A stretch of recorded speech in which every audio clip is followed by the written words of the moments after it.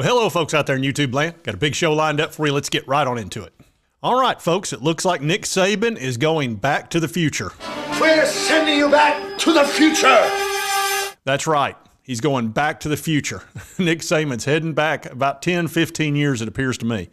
Now, he has fired or let go, or they left on their own accord, their offensive coordinator, Bill O'Brien. He actually wound up at New England, which is probably an improvement at New England. They haven't scored a point in like 2 years.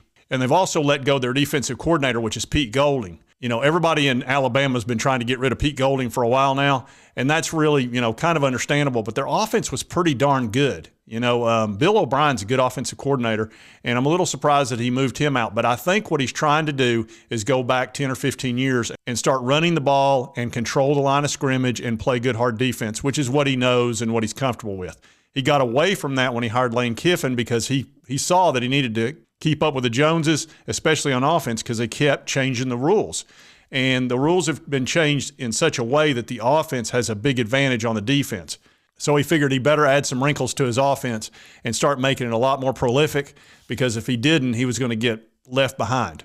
And I think that was a good move for him, and they've had a lot of success with it.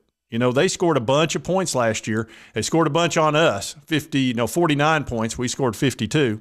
But again, I think that's what he's going back to. And he saw the success of Georgia this year and last year, and they played strictly defense and ran the ball. But I'm going to tell you something. That little Stetson Bennett was a pest.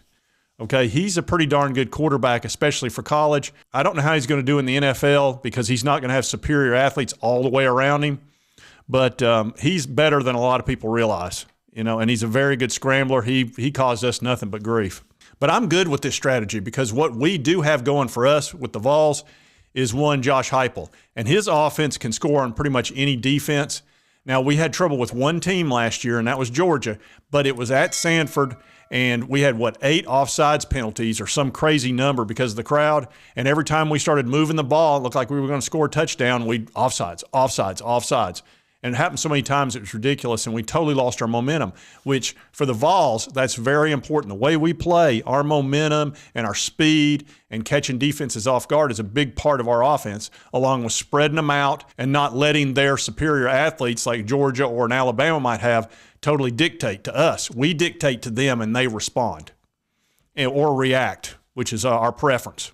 So I'm fine with Nick Saban doing this. If he wants to go back and do these types of things, that's fine. Now let's look at what he wants to do with defensive coordinator. Here it says Kevin Steele emerges as Alabama's defensive coordinator candidate. It says Kevin Steele is in the mix for the Alabama position.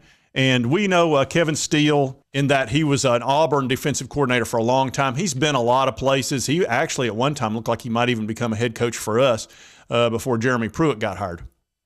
And Jeremy Pruitt is very much in the mix for Alabama. I think that would be Nick Saban's first choice, but with the NCAA issues, the show cause, which is almost certainly going to come down for him, that's a real problem. So if he does hire a Jeremy Pruitt, it'll probably be as a defensive analyst who won't be on the field and can't be really defensive coordinator.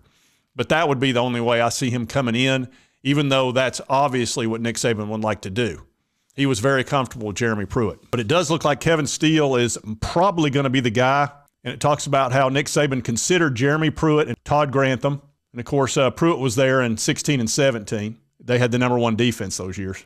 And they're actually using the word impossible for Alabama to hire Pruitt because of the NCAA.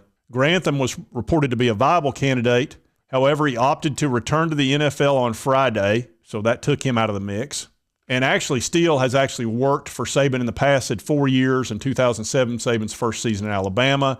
He was a defensive coordinator, assistant head coach, and then Kirby Smart got promoted to defensive coordinator. He was at Clemson, and of course we know he was at Auburn as well. Oh, he was also LSU's defensive coordinator. I was not aware of that. I knew he was at Auburn. So I find that very interesting. First thing he did was he hired Tommy Rees as offensive coordinator, and of course he's going to run the ball.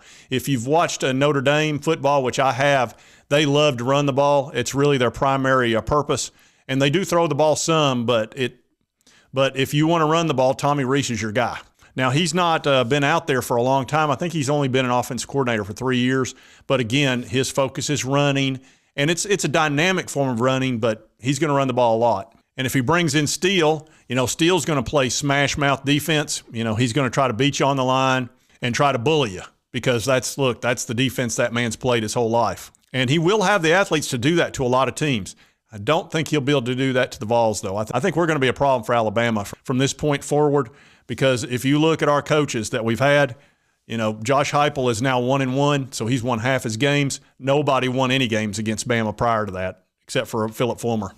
So I like this move for us. I think this is good. I'd rather them focus on running the ball, not scoring a lot of points, and trying to beat us with their defense. I'm fine with that, because one thing I've learned about Heupel, he's going to figure out how to score the ball. And if you're going to go in there and you're going to limit yourself to like 30 points, maybe 35, that's fine, because we're going to average about 40 depending on who the quarterback is. It might be 45. It might be as low as 34, 35. Just depends on who the quarterback is and, who are wide receivers, et cetera. But it's not going to be below 35. So you're limiting yourself when you go down that path, and that's okay. Look, if you've got better athletes at every single position, you can probably get away with it, but that's the only way. So I feel like scheming-wise, we'll have an advantage every time we play Alabama if they go back to this old style. And how I know for sure that he's going back to the future is that I have a spy in the Alabama program, and he sent me this video of Coach Saban, and he's pretty excited as far as his plans for the future. When this baby hits 88 miles per hour, you're going to see some serious